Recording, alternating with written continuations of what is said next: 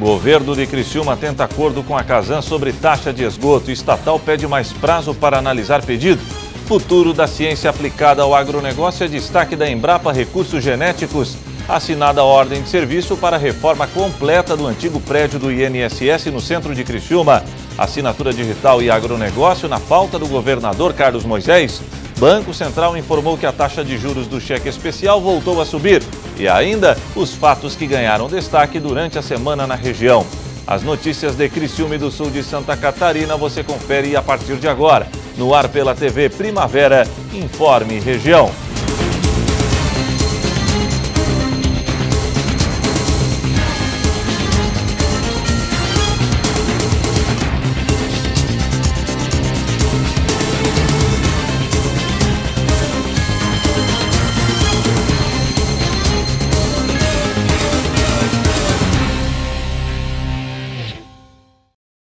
Hoje, sexta-feira, 1º de março de 2019. Para você que sintoniza a tela da TV Primavera, uma boa noite.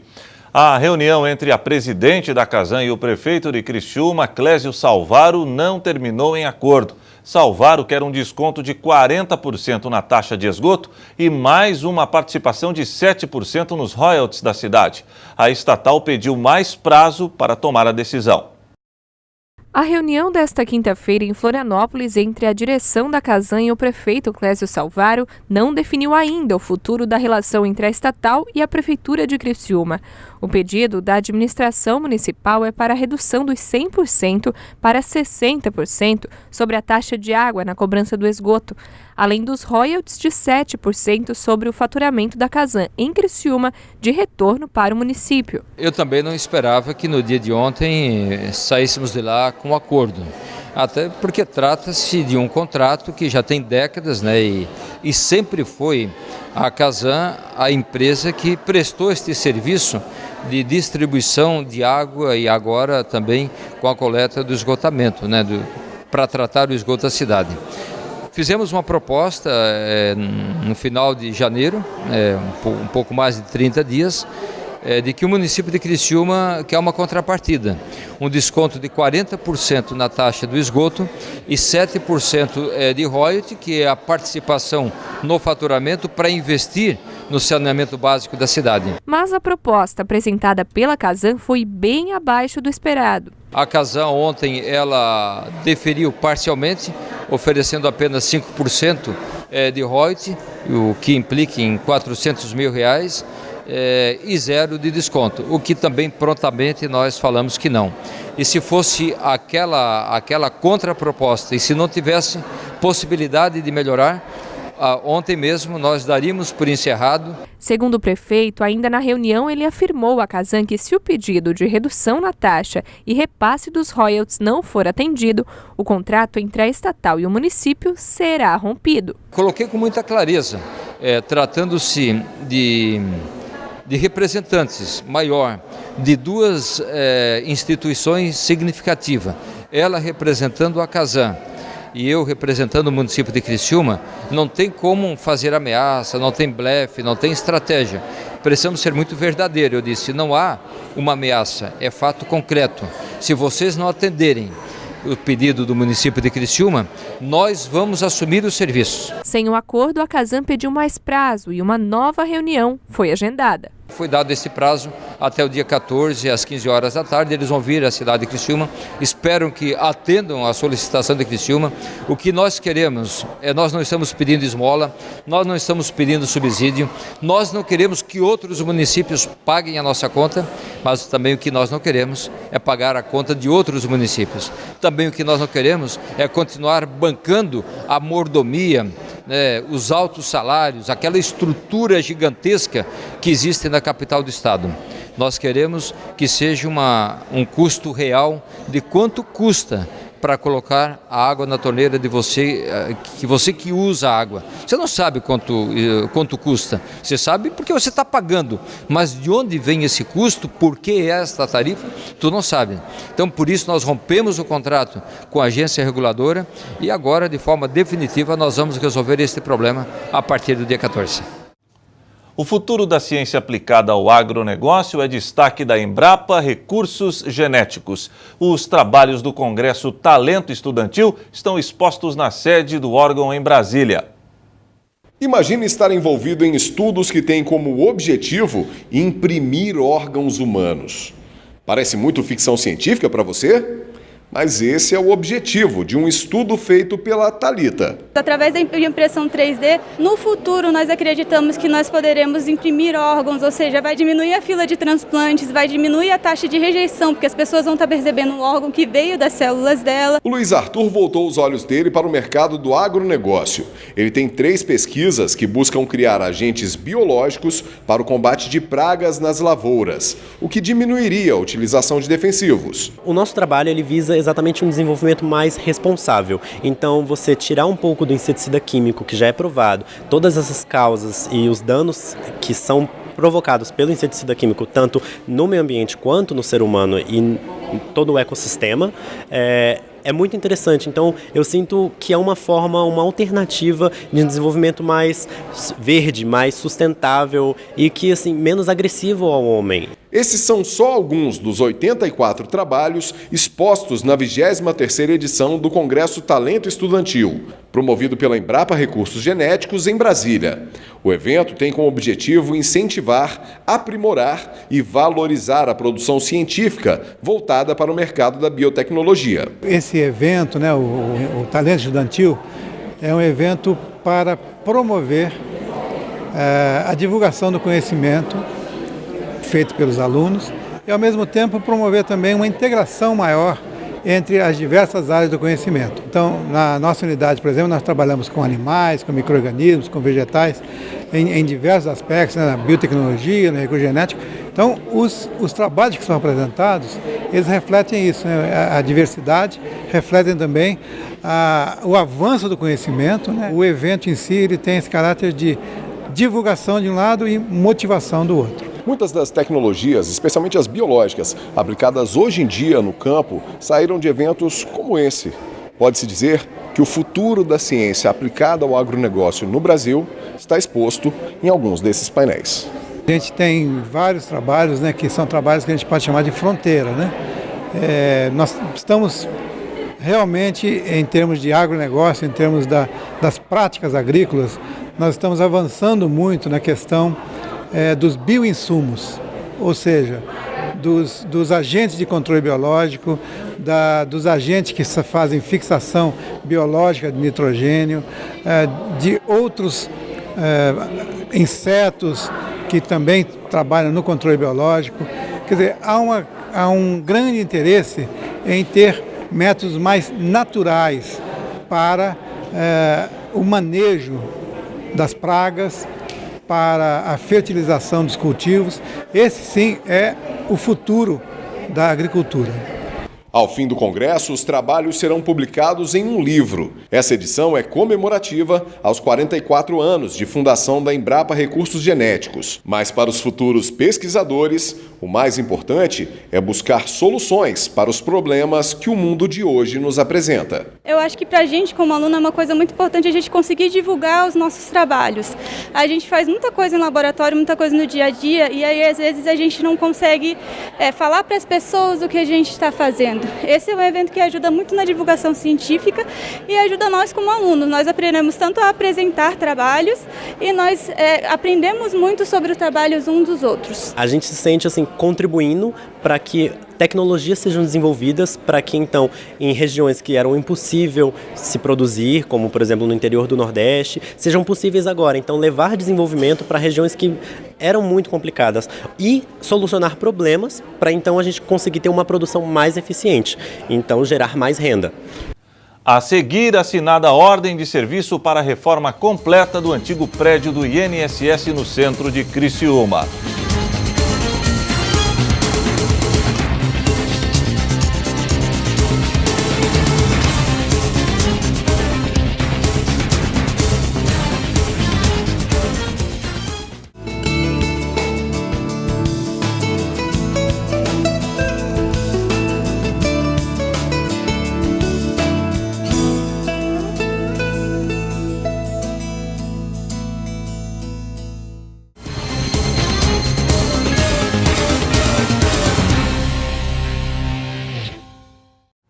Foi assinado nesta sexta-feira a ordem de serviço para a reforma do antigo prédio do INSS no centro de Criciúma.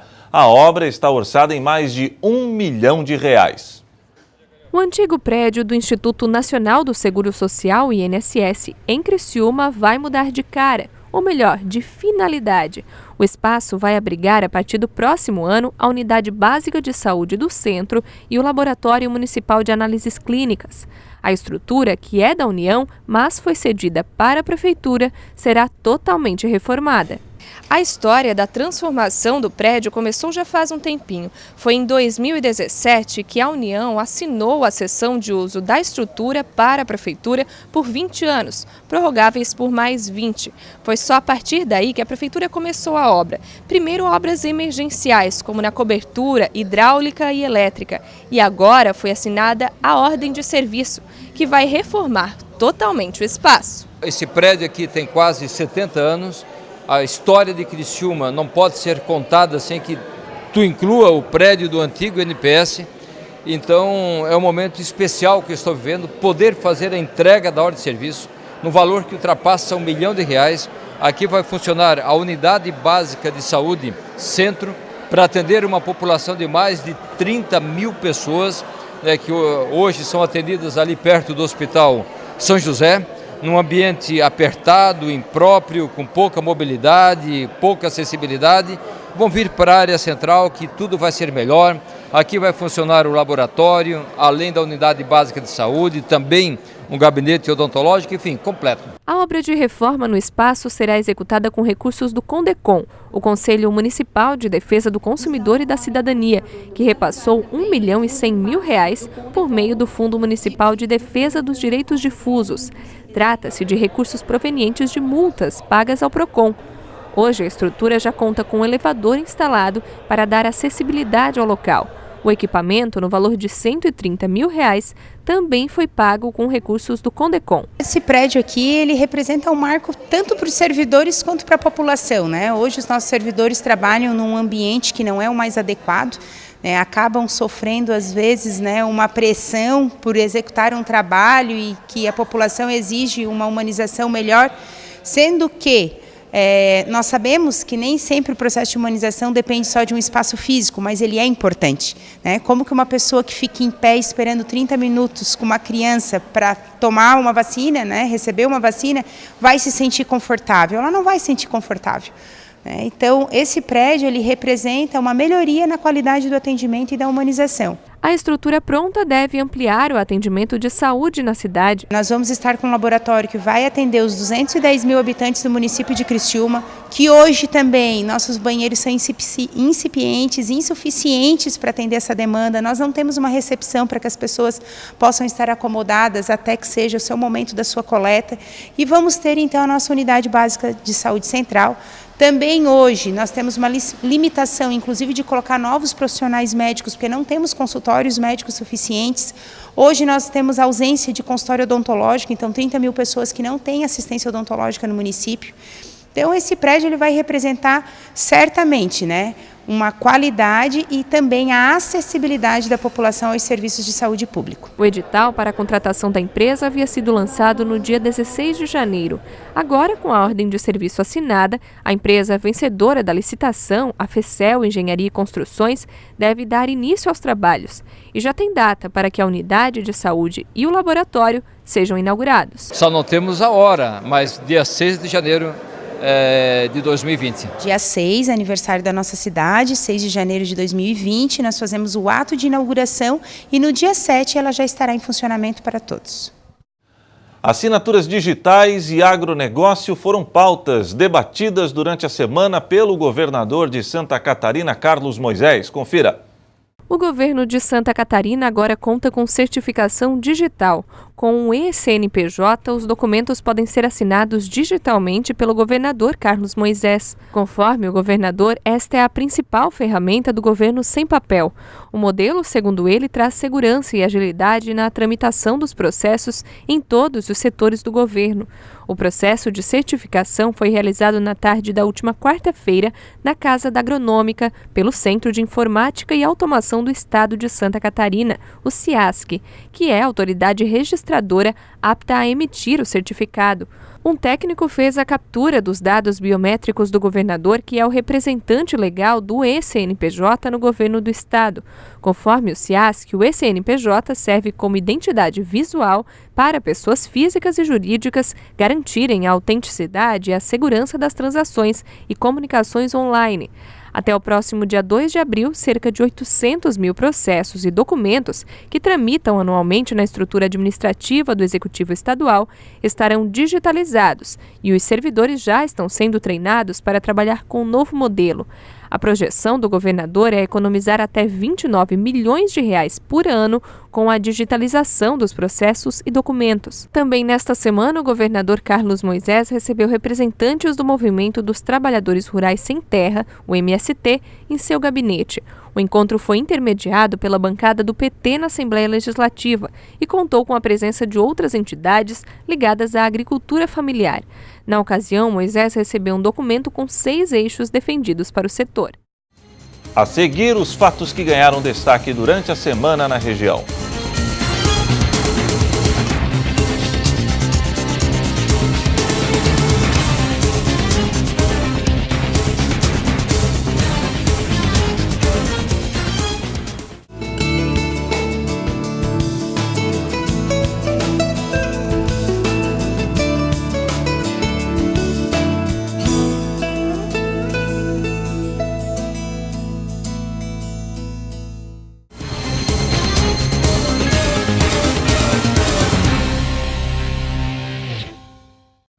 O Banco Central informou que a taxa de juros do cheque especial voltou a subir, está em 315% ao ano, e a do rotativo do cartão de crédito em 287%. É bom não esquecer que a taxa básica da economia está em 6,5% há quase um ano. Faz 7 meses que a Eduarda decidiu investir no próprio salão de beleza. Foi aos bancos procurar empréstimo, pesquisou bastante e não achou nada interessante. Eu vi que as taxas eram absurdas, né? E eu queria um valor X e eu ia ter que pagar em 2 anos o dobro. E aí eu vi que não daria, né? Então eu resolvi fazer com aquele recurso que eu tinha economizado ao longo da minha vida. E bem, assim, difícil, porque você não pode comprar no atacado, você vai comprar no varejo, então os preços são mais caros e aí você tem que repassar isso para o cliente e isso dificulta muito, né, o microempreendedor. O que aconteceu com a Eduarda é a rotina dos brasileiros, empresários ou não. Ela queria investir no negócio e pôde voltar atrás. Mas quem precisa do cheque especial ou do cartão de crédito não tem opção. Você faz um empréstimo de R$1.000. Aí você vai pagar 5, 6. 10 mil virou 20. 20. Inclusive estou indo agora no SPC para tentar renegociar uma dívida que eu tenho, né, e que eu não pude pagar até hoje devido aos altos juros, né, que aqui no Brasil ele é muito alto e a gente acaba ficando meio que escravo deles, não consegue pagar, né? Mas por que pagamos juros tão altos no Brasil? Segundo esse especialista, um dos motivos é que os bancos tratam o crédito como um produto vendido na loja. Se a procura é grande e o estoque é pequeno, o preço aumenta. Simples assim, mas bem caro. Existe um spread muito elevado, ou seja, a diferença entre aquilo que o banco paga ao aplicador e o que ele cobra para emprestar esse dinheiro é muito elevado. Por exemplo, em dezembro, a taxa média dos empréstimos para as famílias foi de 49%. O preço que o banco pagou por esse dinheiro para o aplicador foi de 8%. Então, nós tivemos 41 pontos percentuais desses 49, é o spread. Outro motivo é a taxa de inadimplência, que aumenta, entre outros motivos, por causa dos juros altos. Os bancos não explicam direito a conta que fazem, mas cobram uma taxa extra em todos os empréstimos, com o argumento de não ficar no vermelho. Aliás, nunca ficam no vermelho. Nós temos um estudo de 2017, onde nós medimos a despesa das famílias com juros. ela alcançou em 2017 cerca de 11% de todas as rendas de todas as famílias. Ou seja, ela atingiu 370 bilhões de reais no ano de 2017, se constituindo na maior despesa familiar depois da alimentação no domicílio. Para o ex-ministro da Fazenda e ex-presidente do Banco Central, Henrique Meirelles, o importante é controlar os gastos. O cidadão, os empresários e os governantes. Acabar com dívida, país nenhum acaba. Haja visto os Estados Unidos, o Japão, a própria Alemanha, a Europa, não tem dúvida. E países também emergentes. Agora, o que é importante, na realidade, é controlar a evolução das despesas, que é o que vai gerando o aumento da dívida. E tem mais. No Brasil, apenas 5 bancos controlam 80% do dinheiro que circula. Falta concorrência. Dá para aumentar o quanto quiser. A lista de motivos vai longe. É bom não esquecer dos impostos. Alguns impostos de natureza municipal não incidem sobre esses tipos de instituição. Então, o processo de tributação, as consequências dessa tributação sobre as instituições financeiras são totalmente diferentes de todas as outras instituições não financeiras que você pode mencionar. E com tanto dinheiro de juros e empréstimos, já pensou o que daria para fazer? Às vezes dá até para comprar o mesmo bem que você comprou, você compra em dobro, né? Só com os juros. Só com juros. Tá bom, obrigado. E para fechar o Informe Região desta sexta-feira, vamos conferir os fatos que ganharam destaque durante a semana na região sul de Santa Catarina.